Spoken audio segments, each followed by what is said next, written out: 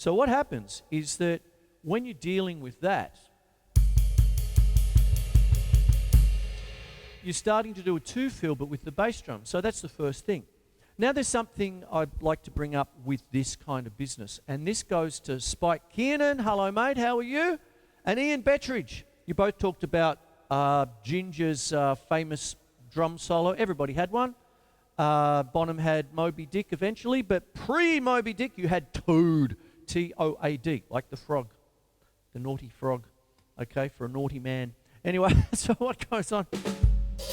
And what happens is that back in the day, this is also my day, I was a bit younger, of course. I mean, I'm in my late 50s, but we're talking about dudes who are 10, you know, that kind of thing, post-World War II. Ginger was born in 1939, so he was pre-World War II. So he's a bit older than the bunch that we know and love, you know, Bonham, Pace, Moon, and all that sort of business. And what happens is, what went on was we were children of our time. Okay, so what happened is that when you're coming up with a rock beat, you just don't play it like this.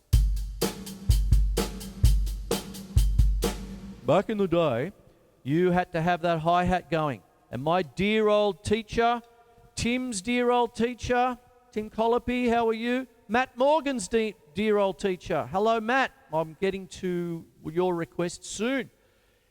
Had to have the hi-hat, so your rock beat was more washy. Think 60s rock.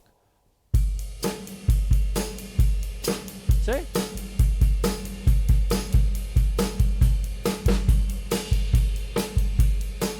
So you got that going. And then you had to put it on, you know, like... Then, of course, everybody knows the hi-hat with Bonham. Okay, it's good times, bad times, and all that. Yeah?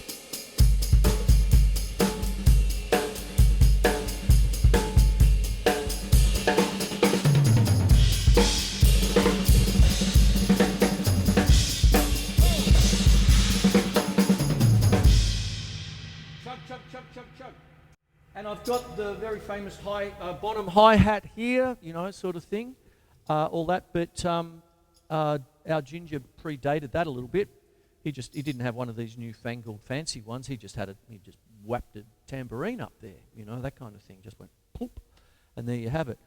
But what happens is that when you went through all of that business, parallel to that, in America, you had the second great quintet of Miles Davis with Tony Williams, who was just a kid. He was like a wonder kid, right? And he started going from the jazz rhythm being... He started going...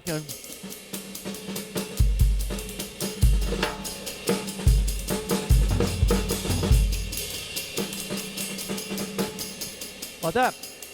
I think you can see where I'm going with that. We had to work our butts off to get our hi-hat going, okay?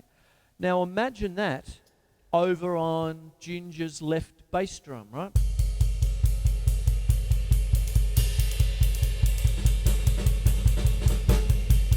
Now I'm getting to what he's almost best known for, because this is the kind of thing that he did so often, so much with Toad, the solo, and all sorts of stuff. So think that you've got your hi-hat chugging away. Wow, I've got this second bass drum, so I'm just going to move it over.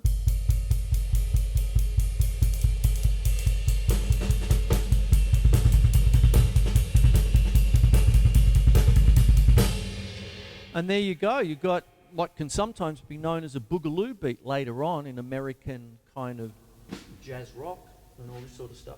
And of course, that's the kind of beat that ends up being like Hot for Teacher, Van Halen, right?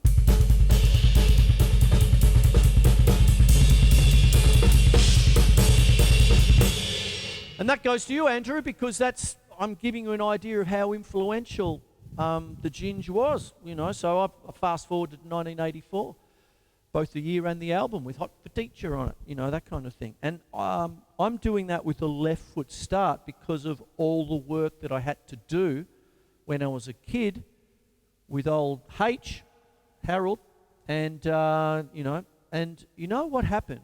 I'm moving on because I'm talking about the hi-hat, but I'm going to move on to after Ginger Baker finished with Cream. They had Blind Faith, okay, with Stevie Winwood and all that sort of stuff. Then he went on to Air Force and Fela Kuti and Stephen Tocci. A couple of weeks ago, you asked me about Fela Kuti, okay, with his drummer Tony Allen, and I found the album where they're doing duets. And what goes on? I'm moving on, trying to do it in order. Then he was with the Gurvitz brothers, and it was called Baker Gurvitz Army. And one of the things I noticed watching that is I've gone, oh bloody hell, Harold got me to do that in 1975. Do people out there remember the Drummer's Cookbook by John Pickering? I had to go through that whole bloody book week after week after week. And when I thought I had it, it's all 16th notes. So you end up doing the beautiful Bonham stuff, right?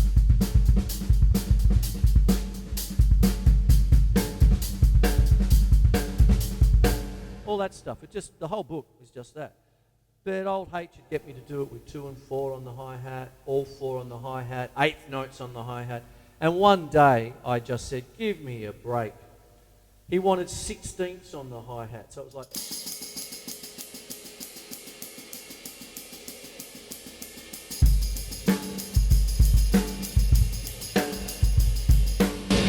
Lo and behold, Ginger Baker, Baker Gurvitz Army, one of the tracks on one of the very few things where they're on TV, 16th notes. My Lord, what's going on here? There you go. So that's something about the hi-hat. Now I'm calling it I'm a child of our time, okay? Not to be confused with Deep Purple's Child in Time, which also has a bolero. Everything's connected. And what happens here is that if you've got that going, right, then you bring in the right foot in between, right?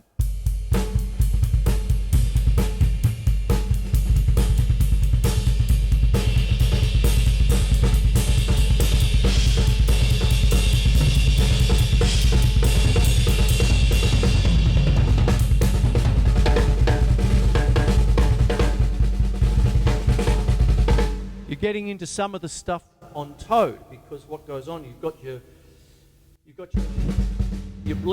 obligatory snare drum solo. Let's think that he's doing the bass drum with the left foot.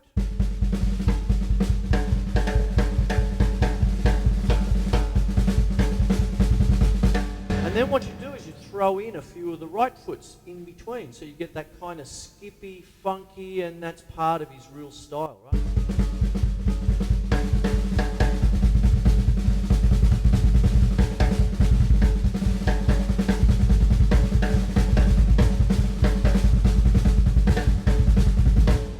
See how all that's going there? And there it is there. You know what? For a hard-earned thirst, you need a big cold beer. And that beer is ginger beer. Okay, I'm off. I'm out. I'm off to have a beer myself, and I hope you've enjoyed the Ginger Baker special. God bless him. I hope he's up there having a biff with Jack Bruce as we speak. Take care, everyone, and I'll see you next week.